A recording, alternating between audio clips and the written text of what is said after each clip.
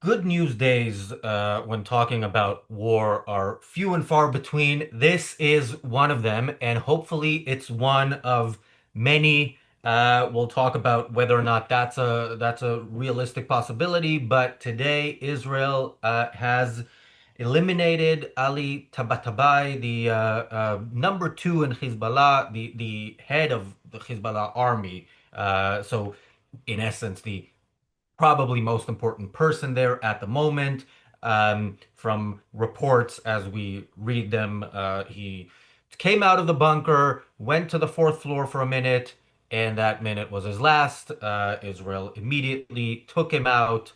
And yeah, this is good news on its own because this person does not deserve to live. Because more importantly and more urgently, at least, he is actively working to bring closer the day when Hezbollah can go back to their only mission, which is to exterminate the Jews. And because this could hopefully be the start of something. Remember, last time we had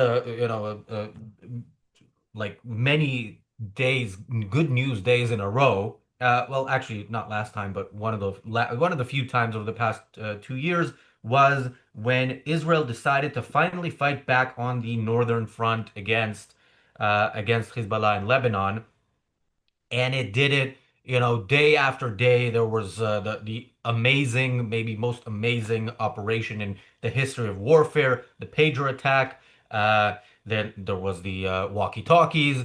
Then there was the elimination of Hezbollah leaders, and of course the crown jewel of the elimination of Hassan Nasrallah. But that war ended before the job had been completed. Israel had done a lot, had really reduced Hezbollah's ability to fight back to the point where there was a ceasefire, which Hezbollah said they would not stop fire. Had previously said they would not stop firing until Israel withdraws from Gaza. They changed their tune when there was almost nothing left to make sure that whatever little is left, they can start rebuilding.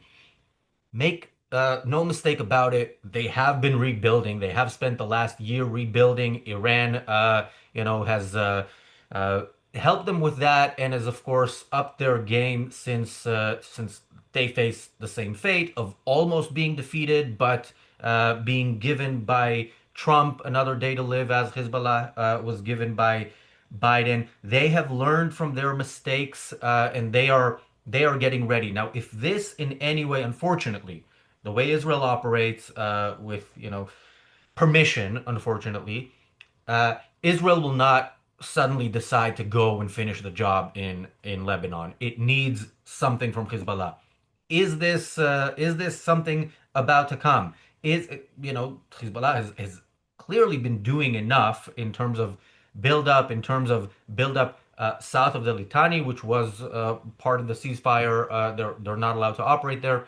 But will they take it a step further so that Israel now has the excuse it unfortunately needs and or wants to do what needs to be done, for Trump to not have an easy path to try to prevent them from doing what needs to be done? We will see that, but we can hope, and we of course will cover it. Welcome to the Daily Objective. I'm Razi Ginsburg, joined by Daniel Kraus. Daniel. So this person, what is it, Tabat funnily enough, he was acting chief of staff, as later we'll also hear from deputy talking about is, it's Hezbollah is running out of replacements. They don't even bother with like giving people like a temporary roles. It's like when you're sort of a startup or when things are going bad, you have a lot of contractors, not like full-time employees. So yeah, Hezbollah is struggling in that regard. This is great to see. What is unfortunate is the way it is, as always, sort of covered by the media, because of course the only time we hear about Hezbollah or Lebanon is when Israel attacks Hezbollah. We never hear about the fact that Lebanon is not disarming Hezbollah. And UNIFIL, by the way, who has had their what do you call it? Had their mandate extended for another year. UNIFIL is still here, technically. UNIFIL is still present. UNIFIL, the only job on UNIFIL is get rid of Hezbollah, and control the situation. They are not doing anything of that, and we don't hear about it. The only thing you always hear is when Israel actually defends itself, which also the way it was covered in Associated Press was like this attack happened just before Pope Leo XIV is scheduled to visit Lebanon on his first foreign trip.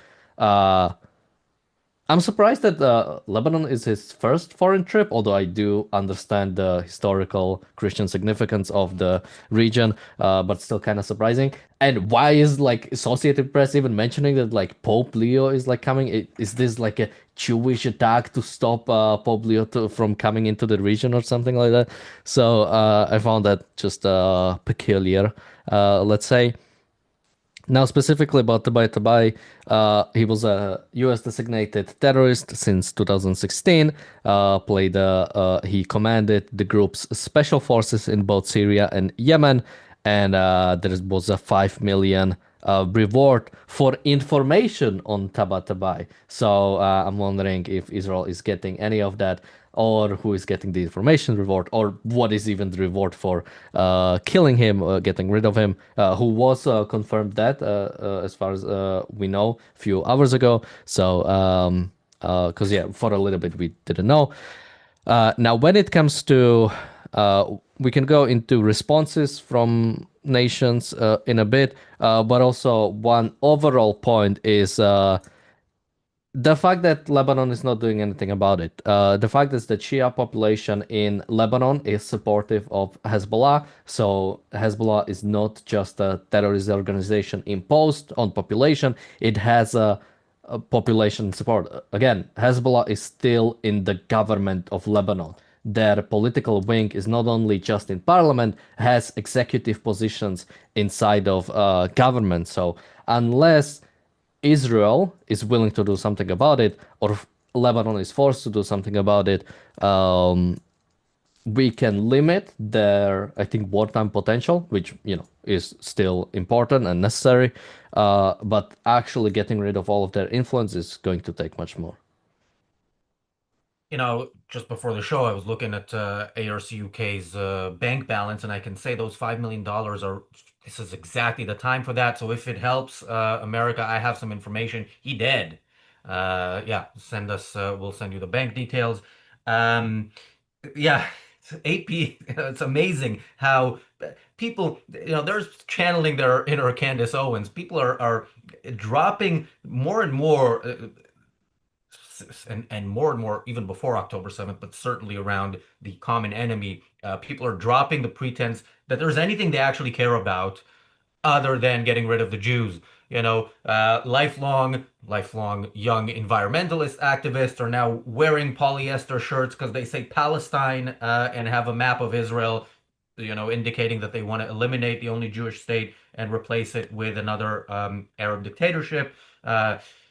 We talk about Anna Kasparian from time to time here. She is now fully on board with what used to be called and is sometimes still, I think, mostly still called the right, but that part of the right that makes Jews its main topic. So yeah, and we're seeing this more and more seeping into mainstream. One of the topics we were thinking of doing the show today on and tomorrow was the whole thing that was exposed with Twitter's location feature, which I think they're rolling back, and we might talk about it tomorrow. And turns out a bunch of Gazan journalists. We knew they're not journalists. Turns out they're not in Gaza either. So yeah, the world is uniting. Akira asks, in regards, I guess, to Israel stopping right before victory in Lebanon, was that on Biden, Trump, or Netanyahu? The answer is yes. And yeah, Hezbollah, we talk about how badly they were damaged, and like they still have 25,000 active soldiers, i.e., terrorists, and 25,000 reserve terrorists. So they are still very much alive and well. They have a maybe a weapons shortage, but and a leaders keep dying problem, but they are still very much a terrorist army ready for the moment that they have to act. And hopefully, this is the moment that they choose to seize. and hopefully they don't they're not thinking thinking about this too much and thinking, you know what, we should probably wait it out a bit more until we can rearm again to the point where we can cause sufficient damage. Because yeah, like I said, this is a moment where Israel should hope to be able to act. I'll have a few things to say about Gaza soon, but since right now Israel isn't operating too much in Gaza, they have the bandwidth as well. I mean, they when they didn't have the bandwidth, they still did an amazing job until they stopped in Lebanon.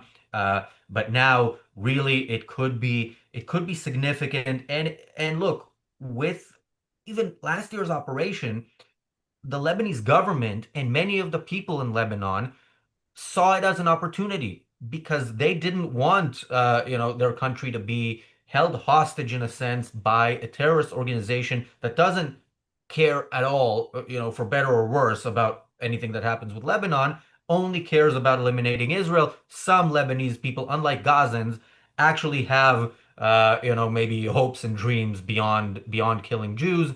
And look, if Israel goes a couple of steps further, then this will be a great opportunity for any rational people there are in Lebanon to stand up and get rid of whatever remnants are left after Israel eliminates the military capabilities and human resources of this terrorist organization. Um, Now, when it comes to the sort of official comments, so we have this is Mahmoud Kamati. He's the deputy chair of Hezbollah's political council. He said Hezbollah's leadership is studying the matter of response and will take an appropriate action. The strike on the southern suburbs today opens the door to an escalation of assaults all over Lebanon, which is a weird sentence because this is something I would expect from a defense minister of Israel to say. This attack opens the door for attack all over Lebanon because you are still continuing arming. And just a heads up, your former boss, Mahmoud Kamati, was killed in Beirut. So we are already kind of striking all over Lebanon. Maybe he might get a surprise soon. Beep. But continuing further, we have a comment from the Israeli Defense Minister, Israel Katz. He said, "We'll continue to act forcefully to prevent any threat to the residents of the North and the State of Israel." He was also asked about if they informed USA before the strike, and he said Israel makes decisions independently, which doesn't necessarily mean no. But we haven't heard anything from American administration about this attack. So maybe we'll know a bit later. But at the very least, with the Biden administration, we remember Israel almost never checked when it came to attacks on Hezbollah. It might be similar here. American administration has less interest in Lebanon during both of those administrations, so Netanyahu might have a bit of a freer hand. We've heard also from the Lebanese president, Joseph Aoun. He said the Israeli strike in Dahiyeh is further proof that Israel does not heed the repeated calls to halt its attacks. We once again call on the international community to assume its responsibility and intervene to stop the attacks in Lebanon and against its people. Israel refuses to implement international resolutions and rejects all efforts and initiatives proposed to end the escalation and restore responsibility. Lebanon is Hezbollah. This is like you cannot run away from that. Lebanon has no interest. The other forces in Lebanon have absolutely no interest in actually getting rid of Hezbollah or doing any work to prevent Hezbollah resurgency or Hezbollah, continuing to exist. The fact that this strike is considered as attack on Lebanon and its people is saying, attack on Hezbollah is attack on Lebanon. We've heard that similarly earlier, or sort of last year, when the attack on Beirut that took out the chief of Hezbollah, the first chief of Hezbollah, Nasrallah. That attack was considered as an attack on Lebanese sovereignty. So if you consider attacks on terrorist organizations in your country that you are supposed to work against, that you say that you are working against and that UN forces were in the region to work against, then you are basically like a human shield for Hezbollah. All of Lebanon is acting as a human shield for Hezbollah. Israel shouldn't be concerned with Lebanon. They were, it's maybe last year, I would say give Lebanon a chance to prove that they want to get rid of Hezbollah and maybe work with Israel. But no, there's way too many forces inside of Lebanon that do not want any positive relations with Israel, and they would rather have a terrorist organization, an Iranian-sponsored terrorist organization inside its border, than recognize to share a border with the Israeli state. Yeah. By the way, you say Israel shouldn't be concerned with Lebanon and its so-called sovereignty. It is, unfortunately, it's concerned with Lebanon. It's concerned with Lebanese citizens. This successful operation was successful despite the way it was carried out, which was with a precision bomb that didn't harm anything except maybe one or two apartments. This luckily was successful this time. Remember, in Qatar, a similar operation was not successful, and uh, you know, I still think was better than nothing because it's a sort of statement that Israel will act wherever terrorists are, especially if it's in a host nation that is willingly hosting them. It's not that these terrorists somehow, smuggled into the country and the country doesn't want them there. So, but yeah, precision weapons mean you are less likely to kill, you know, to have collateral damage, let's put it that way, but you're also less likely to be successful in killing your target. Another point is, I'm sure there are some who will say or have said that this is a ceasefire violation. First of all, Israel should violate the ceasefire because there should not have been a ceasefire. There should have been victory. There was a ceasefire when Israel, like I said at the beginning, the Hezbollah agreed to a ceasefire when it was clear that they had lost and they didn't want to lose to the point that they can never, come back and fight again. Um, that should not have been a stopping point. So a ceasefire violation is the right thing to do. But this is not a ceasefire violation. Hezbollah rearming when they're not supposed to under the agreements of the ceasefire and crossing the Litani south those are ceasefire violations. So yeah, Israel is absolutely within their rights, so to speak, under that agreement, which should never have happened in the first place. And you do not owe terrorists anything. You don't owe terrorists to be truthful to them when you sign agreements with them, which again you shouldn't do in the first place. So that's as far as the idea of a ceasefire violation. Thank you, Bonnie, for the super chat. Daniel. Yeah, I mean, absolutely. The ceasefire started officially last year, almost on the dot. November 27th was actually when the ceasefire started. And yeah, what did the ceasefire achieve? Israel was still operating to a large extent, at least somewhat, in Lebanon, which I believe it should have had because Lebanon didn't do anything. UNIFIL didn't do anything. Nobody did anything about Hezbollah besides Israel. Unless somebody else is willing to take responsibility for disarming Hezbollah, which they already have obligations to. This is not a new thing that was reached under ceasefire. They were already supposed to do something about Hezbollah.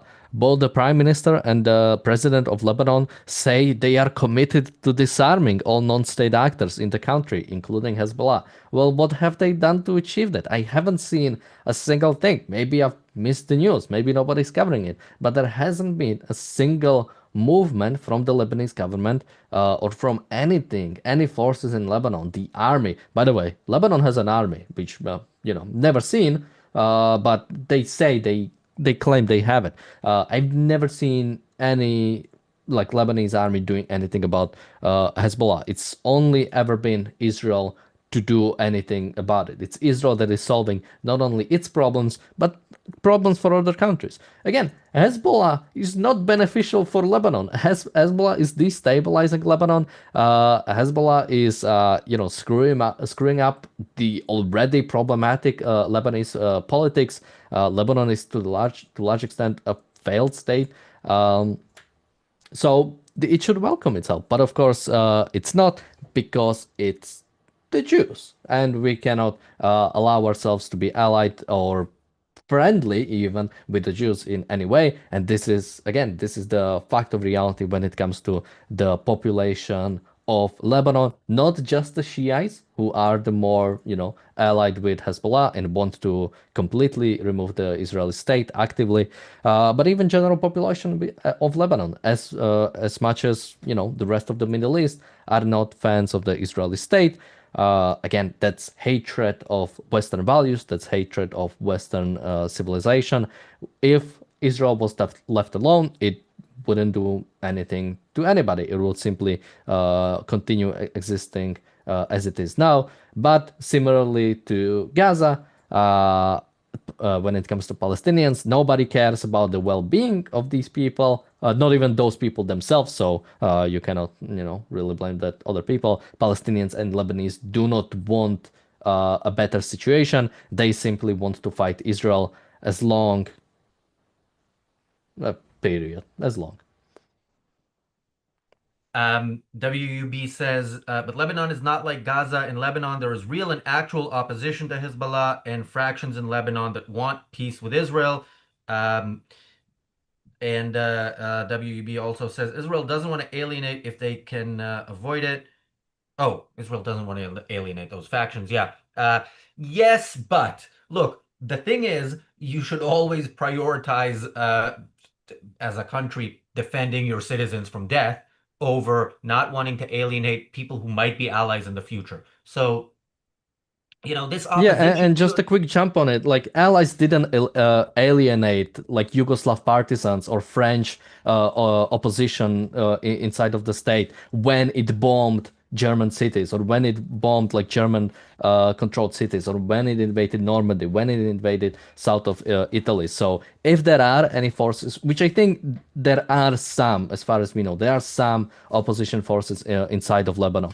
The fact is that it's minor and they are not doing anything. So Israel cannot be concerned with. And again, they should welcome more. Israel is actually getting rid of Hezbollah. Like if you are an opposition in Lebanon, Israel has done more to further your goals than the Lebanese state. yeah, yeah, and WB also says Lebanese are not all Gazans. Yeah, they're not like Gazans, which is why they should welcome things like this and more. Look, by the way, the Nahia quarter in Beirut, where this person was sent to meet his virgins, is Hezbollah. That is a Hezbollah area. If that area is wiped off the map, I'm sure there would be innocence in the sense that there are children there, but you would be eliminating terrorists and their supporters for the most part. Um, but again, like if you don't want stuff done in your name, you need to stop it from being done in your name, or accept that the target of that stuff might defend themselves. So uh, that's the thing. If a Jewish militia of the version of what settlers are that we hear in Western media decides to invade Lebanon or fire at Lebanon from Israeli soil, uh, even if Israel acts immediately to crush it, if that is done even a little bit, people will blame Israel, and it is Israel's fault. It is Israel's at least responsibility to prevent it. There is no talk in Lebanon about doing anything. The Lebanese government, when Hezbollah was firing daily at Israel, at Israeli civilians, with Israel not really responding, the Lebanese government said if Israel starts a war, as in defends itself, we will fight back with Hezbollah. Of course, they didn't because they know what's good for them. But that is a type of statement. Now, that is a type of statement which, if you, as leader of a country and the army, are afraid of a militia within your country, if then you're not really a leader. You don't really, you don't really run the country. You are letting that militia run it for you. And when Hezbollah's power was so reduced, that, as you said, Daniel, that was a moment where Lebanon, as a state, needed to step up. It didn't. I hope that this is a moment where that war goes all out, resumes, and does not stop until nothing is left of Hezbollah. And then, by the way, we will find out if Lebanon, if there's any hope ever with Lebanon. And if there is, we should have a constant reminder. Look, we don't want war with you as a country, but we cannot possibly trust you when you threaten war against us if we defend ourselves from your own militias. So, yeah, Lebanon looks great if you are comparing it to Gaza, but we're gonna judge them on their own merits or lack thereof. Yeah, maybe to start wrapping up, I think, yeah, Lebanon and Hezbollah do not wish to sort of separate itself from each other. Lebanon doesn't seem to have, or maybe they have like a desire, I don't know, but they haven't taken any concrete actions to actually doing something about Hezbollah. They don't have the strength to do it. They don't have the willingness to do it, either because of the lack of support of the population, which again, if you don't have the population support to get rid of Hezbollah, then you are part of Hezbollah. You cannot be distinguished from each other. Again, Hezbollah is financed by Iran, was founded by Iran specifically to act as a paramilitary group inside of Lebanon against the Israeli state. The goal of Hezbollah is to destroy the Israeli state. We don't even have to like that's the purpose. That's the reason why the organization was founded and why it is being funded. So it doesn't get more clear cut than that. Israel should do anything necessary in order to stop it. And if Lebanon is in the way, then you destroy that part of Lebanon that is in the way. It's on Lebanon to remove itself from you know from fire from Israel. Yeah. So normally this is where we would wrap up, but I do have some Gaza related stuff that I want to talk about. And since there is no episode of the reality show today, we can go a bit longer. Gaza is another ceasefire that is hopefully collapsing. It is collapsed. It's not a real ceasefire in the sense that Hamas, no surprise to anybody who's followed deals with terrorists in the past, is not doing its part of the ceasefire. So one thing it is supposed to do in the next phase of the ceasefire is to disarm. Right now, it is rearming. So that is a violation of that ceasefire. Israel acts a little bit here and there in Gaza, mostly in response to terrorists, attacking Israelis or attempting to attack Israelis. Uh, so we can hope that that ceasefire collapses because it is a very bad, the more of that deal is implemented, the worse it is for Israel and the future prospects for peace in the Middle East. One other positive thing around that, actually, before we go to that positive thing, I wonder if people ask themselves, the 200 terrorists in the tunnel and stuff like that. What do you think is that's all about? I mean, we've said I've said on this channel many times. I fully expect the next October 7th to come from the West Bank, um, but that's a prediction. They don't update me on their plans, and it would be symbolically a bigger victory if it does come from Gaza. And again, if clearly Israel doesn't hasn't destroyed all the tunnels, doesn't know about all the tunnels, and if hundreds of terrorists emerge from a tunnel, they could overwhelm whatever soldiers they are immediately facing, and this is a real threat. And so I- Israel should hope that the ceasefire collapses. Not in that way, in a way that doesn't result in many deaths of Israelis, and should absolutely take the opportunity if it arises to go back into Gaza, to do what needs to be done, and to do it properly so that there is no further question about next steps and the possibility of peace, and hopefully an understanding that peace will happen when the people of Gaza move out of there. There is another interesting piece of that puzzle is the international peacekeeping force, which is part of the deal. Countries are not too keen to send their soldiers there while Hamas is still armed, which is, of course, interesting because everything Israel has done to attempt to disarm Hamas in the only way you can disarm them, which is militarily, has been opposed by every country that's going to send peacekeepers, except maybe the United States. So, uh, yeah, they're not too keen on doing it.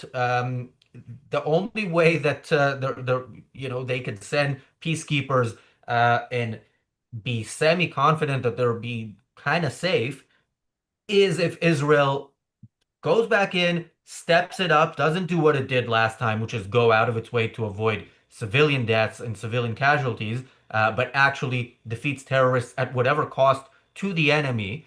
But yeah, it's telling. It's also telling that this is not widely reported in the anti-Semitic media around the world, that this is a thing that is stalling because of all those countries who have been telling us how evil Israel is, and they're not wanting to put their soldiers in harm's way because they understand what the Palestinians are, even if they tell us the exact opposite story about who the Palestinians are.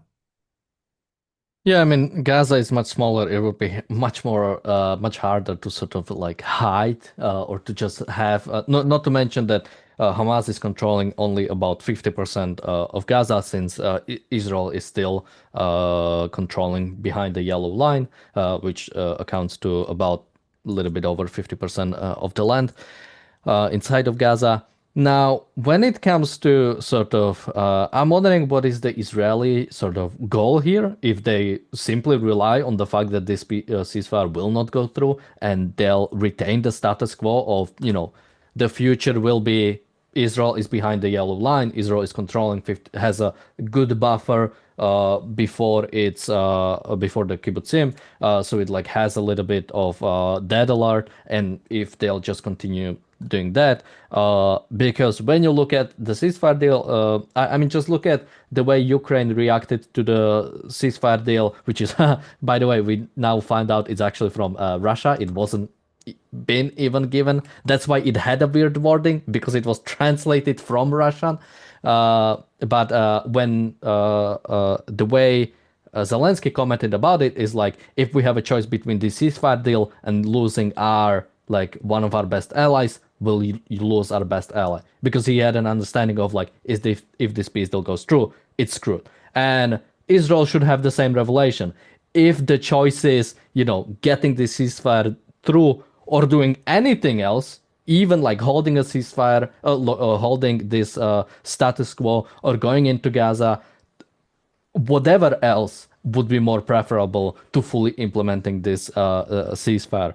Hamas has been reorganizing.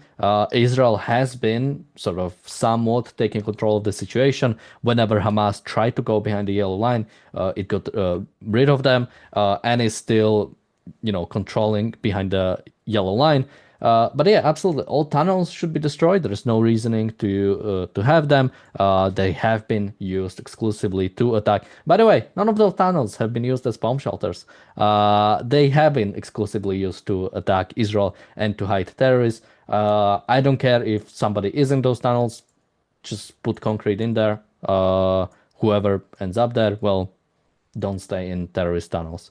I hope Trump forgot that he has this ceasefire on the ground, and maybe we'll just go further. Yeah. One of our regular trolls in the chat repeats whatever number Hamas has said the number is of children who have been killed since the ceasefire. And WUB Oh, by whom, was by the asking. way? Who Well, killed those kids, right? well, he claims that it's Israel, and WUB responds sarcastically saying they targeted children. That's the thing. That's the thing with pro-Palestinian people. The person writing that knows not only that Israel didn't target the children, but that Hamas did. Hamas, if children, actual children, I don't know the numbers, and I assume if Hamas is reporting dead children and the people are actually dead, in many cases they are teenagers fighting in the war, but Hamas targets it because it knows that people like this low life in the chat salivate at the thought of dead Palestinian children because they can then use it as to further the case, which is being is given a hearing and is gaining support, the case for why the humanitarian case for exterminating the Jews, let's call it that. And so yeah, this is the generally speaking, trolls or anybody pro-Palestinian, listening to what they say is good just to point it out and point out who they truly are to the world. In real life, I would not piss on this person to put out a fire, but yeah, interesting to hear them say their thing. Daniel. Yeah, I don't have much to add. I mean, we've talked a lot about the numbers. Uh, to a large extent, anybody who uses the numbers, they don't really care about the numbers. Like, there's no number too low that Israel could have gotten away with. It's not like, let's say Israel was able to completely dismantle Hamas, completely take over Gaza with like 10,000 deaths. And I mean, like, completely, like, Hamas is wiped out of existence. That wouldn't be enough. It could have been 5,000. Like, the day when October 7th happened, people started calling for ceasefire. People started calling for, the poor Palestinians who are going to be attacked now. So it was never about that. So Israel shouldn't care about whatever the number is. Yeah. Not to mention, many of them are Hamas, and whatever sort of people over Hamas or people not affiliated with Hamas are killed. Yeah, and that's the unfortunate scenario of a war. That's why you don't start war. But Hamas is the one who started it. Hamas is the one who continues to wage war, and Palestinians are the ones who both support Hamas, have joined Hamas on October 7th, have celebrated Hamas, and are continuing to not stand up to Hamas. Yeah, people started calling for a ceasefire on October 7th in the afternoon Israel time. Jeremy Corbyn, for example, waited until, the mass murder basically was done and Israel kind of gained control of the situation before he tweeted that it's time for a ceasefire.